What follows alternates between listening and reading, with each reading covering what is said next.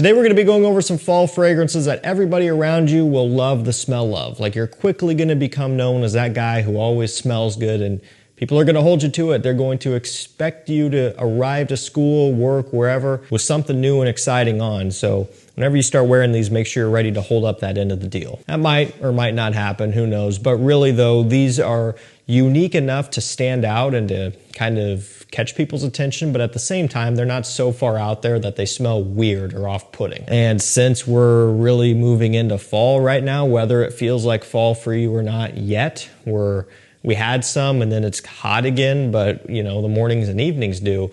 I figured I would just stick with the fall theme, and instead of, you know, flip-flopping back over into summer stuff here, we'll stay the course, because sooner rather than later, it's going to be cold to stay for a while. So I'll drop links to everything that I talk about today down below in the video description. If you want to do some shopping, I'll link them to discounters and get you some great prices. Also point you over to my mailing list that you can sign up to for free, where I update you guys with rare fragrances coming into stock, great deals, great prices, sales. I also post that stuff on my community tab as well, so make sure you get subscribed to the channel. This first one's Acqua di Gio Elixir, and I know what you're thinking, you know, Acqua di Gio for fall? Isn't Acqua di Gio a summer scent? Yeah, like the original Acqua di Gio is from 1999, you know, but at this point we have so many flankers that, you know, you could start to stretch some of these into fall, spring, you know, maybe even into winter, some of them, like Acqua di Gio Parfum. Acqua di Gio Elixir is great for fall because it has that nice leather component in here, which smells great, and it really works surprisingly well. You know, you don't really think of that combo, just like you don't think of how the Parfum is constructed as well, but it works. This one in particular with that leather has some florals going on as well, some white florals, which also isn't something I was expecting, especially from you know, an Acqua di Gio that is using leather, you know, to throw in florals as well. It was kind of interesting, but it all comes together really nicely here. And you still can wear this one into summertime and spring, but I don't know. I really think that it would be well suited for fall when you have the cooler mornings and evenings, but sometimes the warmer daytime highs where it is still sunny.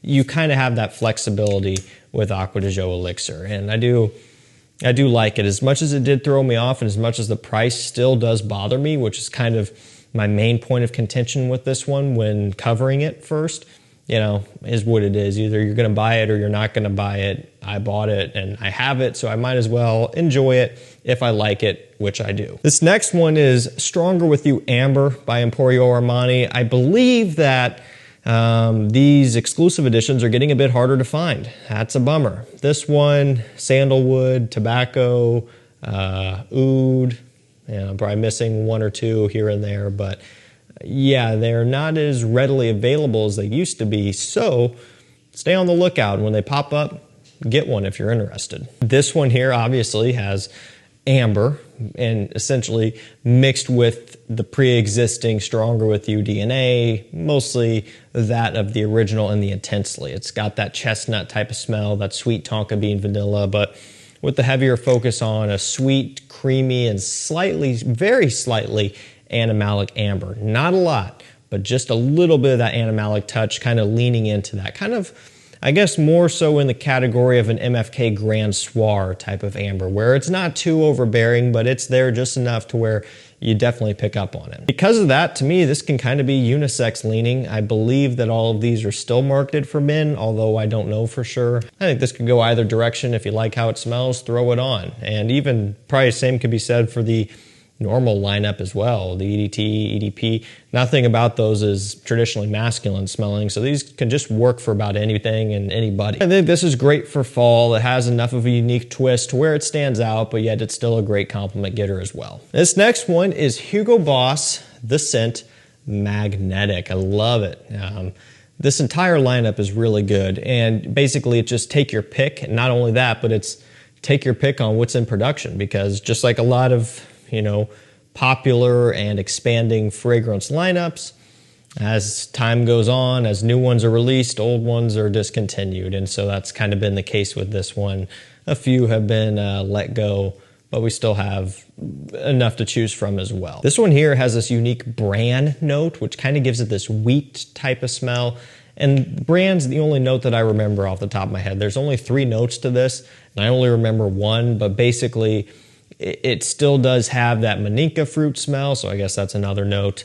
Maybe vetiver is something that they list off too, I don't know, but it's got the maninka fruit. It has this wheat bran, slightly, very, very slightly boozy smell coming from that. Like if you smelled like a Killian single malt or something that uses that type of wheat brand type of smell to give you that impression, it has just a little bit of that going on.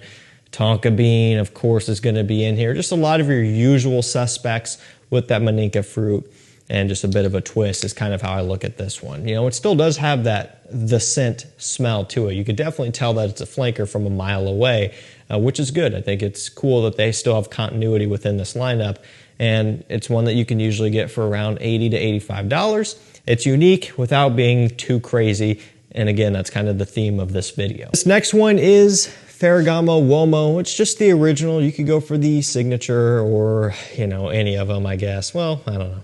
I would probably stick with either this or signature for this video in particular, kind of focusing on fall. But anyway, this one here, it's got the tiramisu with the ambroxan, a whole bunch of tonka bean. They even list off sweet notes as a prominent accord, and yes, that is definitely accurate. A lot of that coming from just a whole bunch of tonka bean and that tiramisu type of smell. It's just really what this has going on. Actually, I don't even think tiramisu is listed off. I think that's just a smell that people, you know, extrapolate from this one, and I agree. It does have very much a dessert, gourmand, edible type of smell. The nice thing about this one is it's around $35 to $40. It's always been very affordable, and with that affordability comes well above average performance as well. A lot of things in this price point can be on the weaker side. Not the case at all with this one. If you want something that is just a big head turner, that is definitely not for introverts, because this stuff is just so loud and so in your face. If you want something like that, check out the original Ferragamo Uomo. I love how this one smells. Bit of a guilty pleasure because it's not something that like is, you know, highly regarded by the fragrance enthusiast, but for me, I love how it smells. You also can't really go wrong with Invictus Victory Elixir either. This one has a beautiful Olibanum accord in here, a lot of vanilla and tonka sweetness going on, some amber as well. It has a little bit of a smokiness, a tiny bit of a resinous feel, and then just a lot of a sweetness going on, very much so tying back to the original Victory. There's also some incense going on in here as well to help you tie into that smokiness that it gives off. I really like this stuff. I think it's one of the better Invictus releases. Of course, one thing that people are really going to gravitate towards on this one is the performance. It is such a strong performer, and for most people, that's enough to make them pull the trigger on it and spend the money. You know, it's not cheap. It's still going to be up there around $100.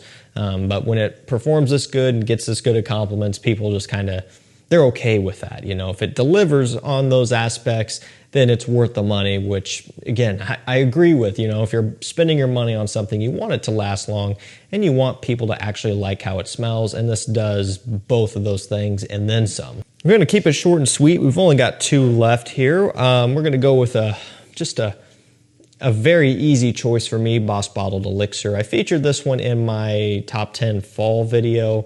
So, you know, very familiar face here on the channel. Boss Bottled Absolute is a favorite of mine as well, that I more so prefer in wintertime when it's colder. But this one, it's just, man, it is so, so good. Rich, resinous, sweet, kind of smoky as well. And then it just has this mysterious, gentleman's, masculine, classy smell about it. And to double down on the mysterious, you know, kind of descriptor there, because it does have that. It just has this kind of dark edge to it that is intriguing, and that's what I love so much about this. It, to me, is one of their best works. This and Boss Bottled Absolute are probably 2 of the best from the brand entirely, to the point where I think that they could have rebottled this into some sort of niche variant and charged more for it, and it could have done really well also. That's how good this stuff is. I love this DNA. And as far as price goes, this one's usually going to be around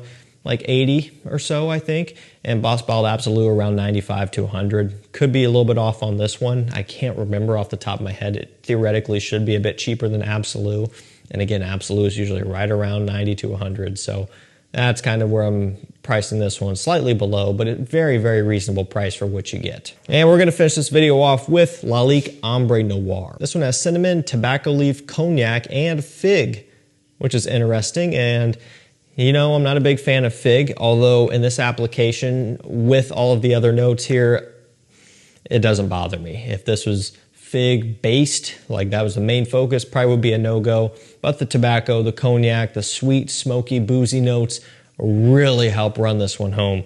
And it smells great. If you want something unique, this is gonna be the way to go. It is really something different. Mixing with that fig, and I believe a little bit of mint as well off the opening, at least they listed off. And it does have a bit of a kind of a pepperminty fresh punch when you spray it. You can kind of feel it in your nostrils when you spray it for the first time. So just a really unique blend that is kind of unexpected. Lalique, they kind of are a little bit quiet when it comes to their releases for men, and maybe for women too, I don't know. They don't pump out a ton of stuff, and they really aren't in the spotlight all that often.